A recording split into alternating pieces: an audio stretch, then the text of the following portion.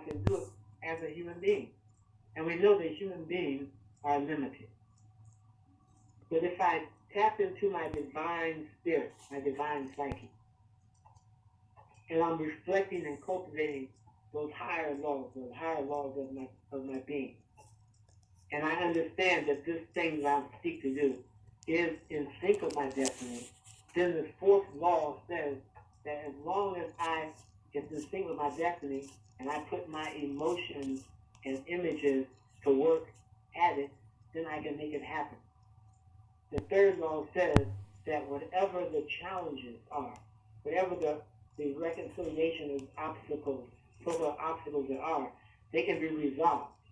The first law says that I am one with this thing.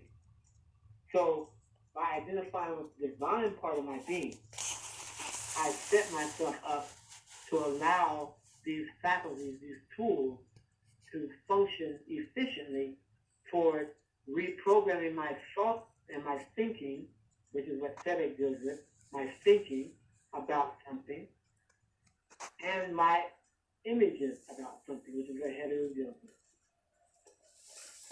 So, and beliefs are powerful tools, and they're oftentimes minimized. But think about it.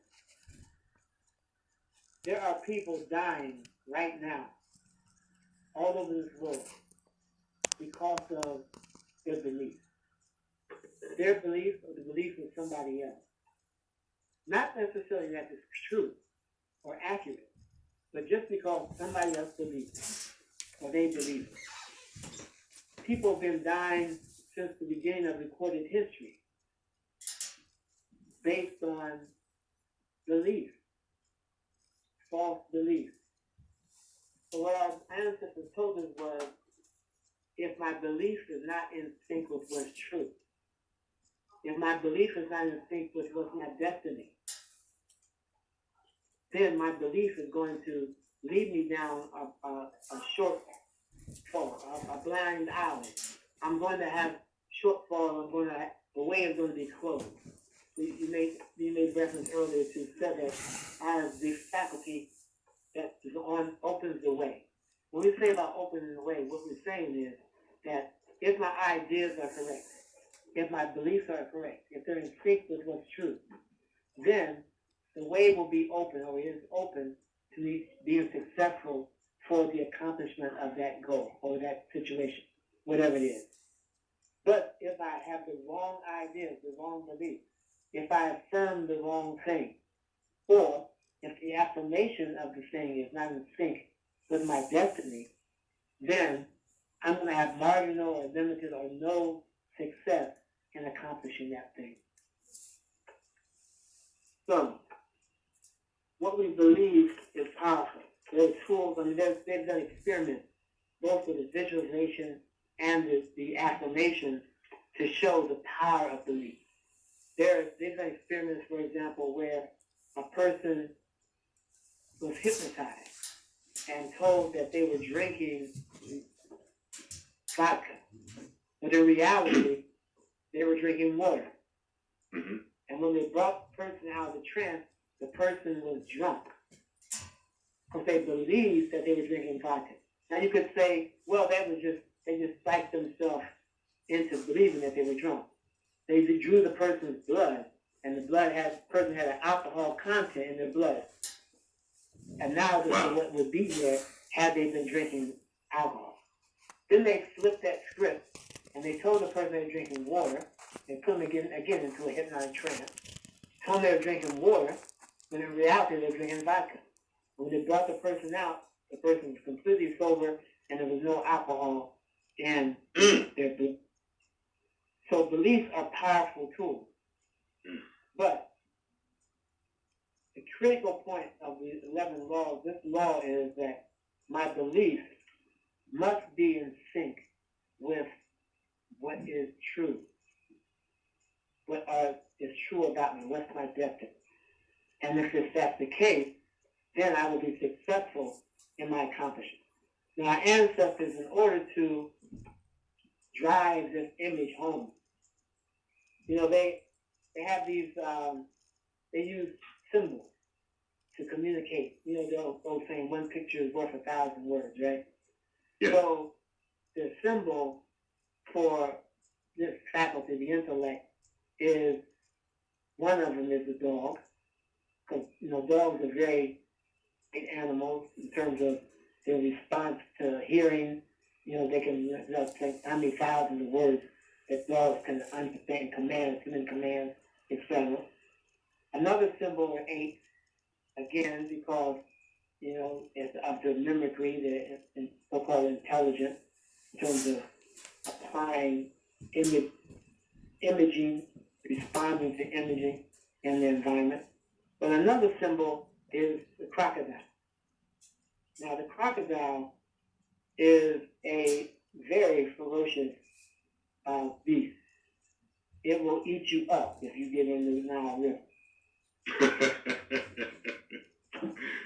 But yes, it will.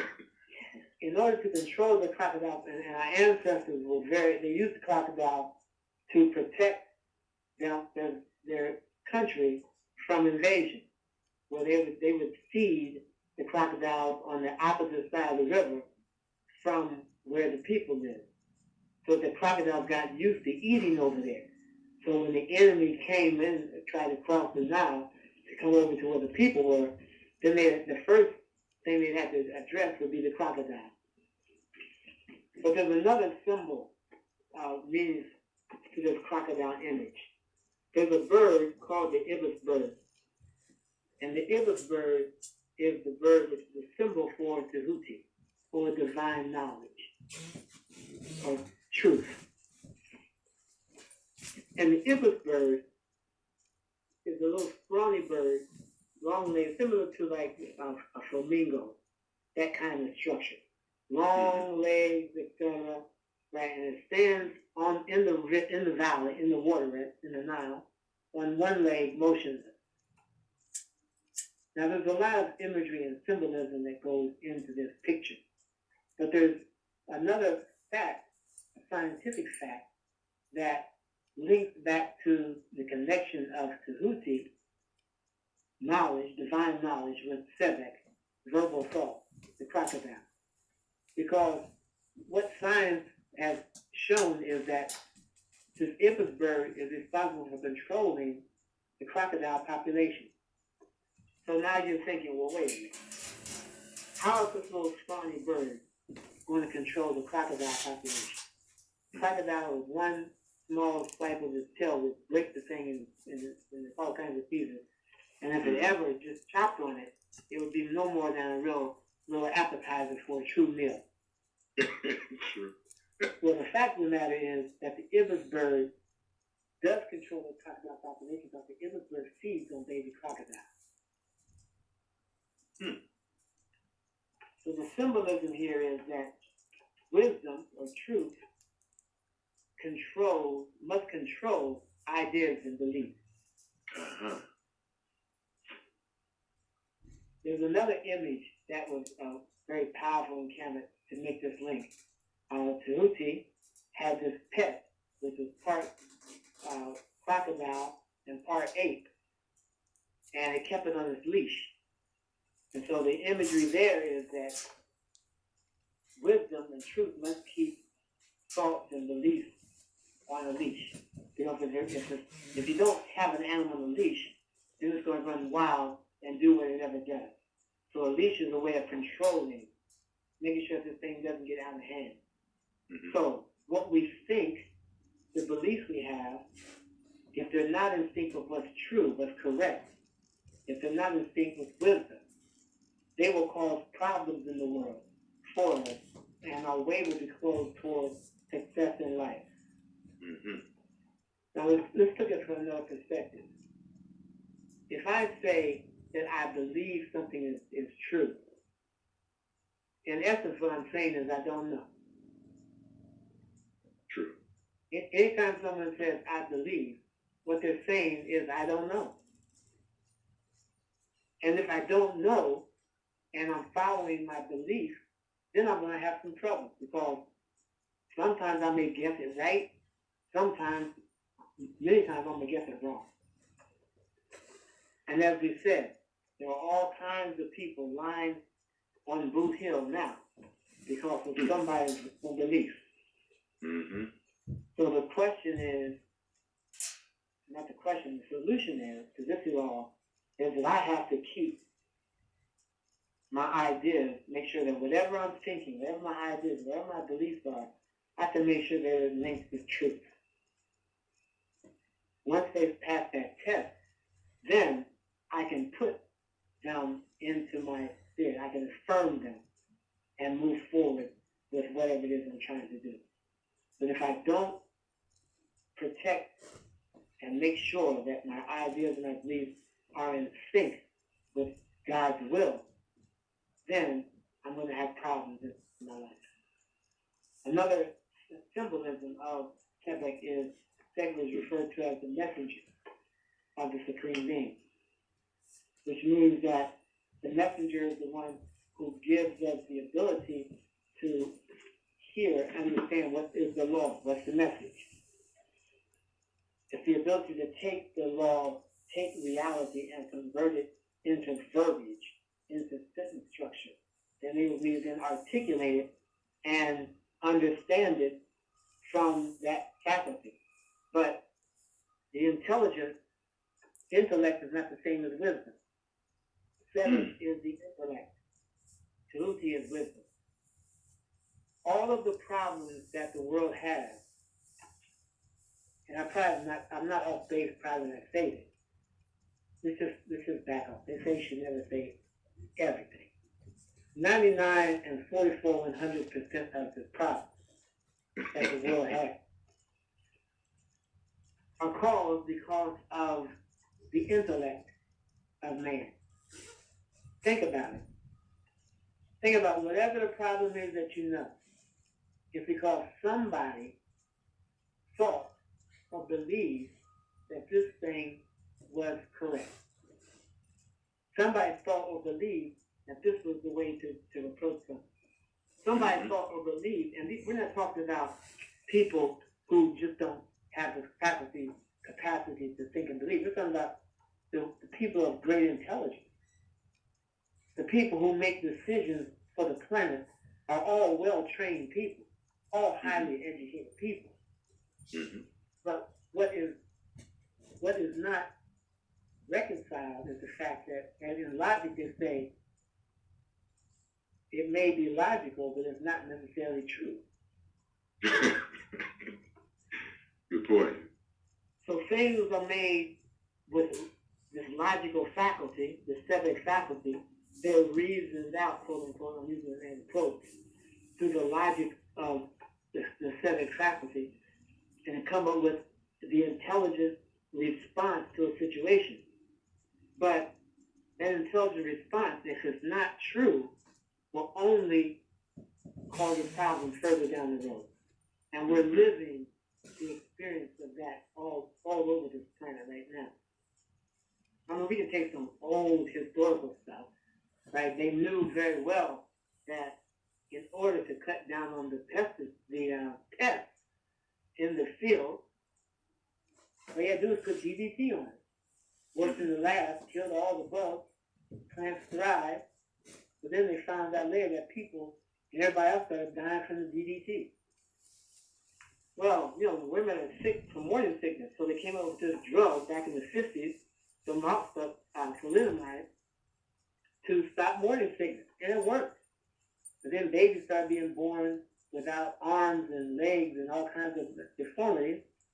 So, it works in the test tube. It makes sense. It's logical, but it's not connected with what's true. It's not wisdom being expressed. So when the faculty, the intellectual faculty, is not leashed to wisdom, when it's not connected to truth, then, there's going to be some results, and it may make sense for a minute, but ultimately, it's going to cause a problem. So that's the true message of this faculty, that we should only affirm the beliefs and ideas that we have confirmed to be true. And by doing so, then we can communicate to our spirit this reality, so that the spirit now will be programmed to experience and express the truth of that belief or that knowledge.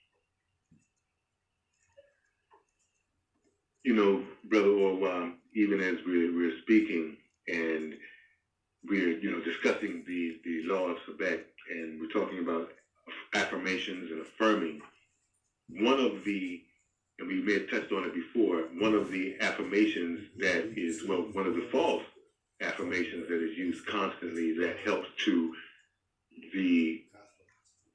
man to either become divine or not, or hinder, shall I say, that evolution, is the affirmation that I'm only human. We get upset, we blame it on our humanity. I'm only human. What do you expect? Hey, I miss it sometimes. I'm only human. Sometimes I lose my cool. I'm only human. Of course I was jealous. I'm only human. Of course I was enraged. I'm only human. Of course I, blew my fuse. I'm only human. And in the earlier part of this discussion, you made reference, as you were speaking, to my person, which is a clear designation or distinguishing between your person and who you actually are. So if you could, just for the listeners, again, we're talking about the law of Sebek, if you're just tuning in, just the affirmation we're talking about, when someone says, I'm only human, and then going back to you making reference to your person, there's a clear distinction there. Could you discuss that distinction? Sure. The fact that I'm saying, if I say, well, let's go back to reinforce what we said earlier. Success in life, ultimate success, true success, has to be connected with the realization of our true purpose for being on earth, which is to become a divine being. We all come to earth with the same destiny, to become divine. We have different paths that we need to follow, that we'll follow, but all of them are geared towards all of us becoming a reflection of the divinity, or becoming a divine being of man. So, if I identify with anything other than my divinity, then I am automatically, ipso facto, making myself a failure with regard to my achieving the true purpose of my being. Because there's a difference between being a human being and a divine being. The human being, we know, is fraught with all kinds of frailties and errors and misgivings, etc. You've all seen the commercial. When the television falls out of the third-story window, crashes the man's car. The guy goes up and tries to dunk a basketball thing, falls over, crashes the man's car. The people back up the tow truck, crashing it. There's something about this, the common, other than the fact that it's an insurance company, auto insurance company, that runs the commercial. And also, I think there's something subliminal about the belief that happiness is based on your car. But that's probably another discussion we can have later on. But the idea that I'm only human, and then we tell our children that you can be anything you want to be. Well, that's not quite true, because humans have their limitations. It's not true simply because it's not true either. You can be anything that you want to be if it's in sync with your destiny. But that's another part of the story. Mm-hmm. So we have to identify different levels of self-perception. If I believe that I am animal, as is taught in the school, then I will expect and be all right with the fact that I respond in an animal nature, because I'm an animal. That's what they say. Mm-hmm. So if I act like an animal, then it's okay, because that's what I am. If I believe that I'm a human being, which is also taught in school, and understanding that humans are not perfect, because no human is perfect, that's the corollary to the idea of being a human, then I can explain away whatever error I make, simply because I'm only human. Which is not a problem in and of itself. The real problem is that if I believe that, then I have circumscribed my inability to go beyond it. Mm-hmm. That's the real tragedy. That's the travesty of the message. If I believe that I'm only human, and therefore there are things I can do and things I can't do, then I have set myself up with limitations that I will never overcome, because that's the nature of the human being. But if I identify as being with my divine self-image, and I know that God is complete, God is whole, then I realize then too that, yeah, I may fall short at doing something, but that doesn't mean I cannot do it, because God has no limitation. So it then gives me the opportunity to go beyond the limitations that I'm experiencing. Okay. Now just think about it. Where would the world be? We know where the world is right now. The world is an expression of humanity. All of the heinous things that take place on this planet are expressions of humanity. The slavery, the drug addiction, the abuse, spousal abuse, child abuse, pastoral abuse, you name it. It's all an expression of humanity. So that's not inhuman, that's human behavior. Right. We have to appreciate the fact that all of these things, all these problems, all these ill behaviors that are spoken against by the majority of people in society are in fact reflections of humanity. It's human behavior. It's within the realm of human behavior. So that's the world that we live in. And we live in that world because why? Because everyone has accepted belief that they're only human. So they can't go beyond that circumscribed area that they live in. But what would the world be like? Let's just imagine for a minute.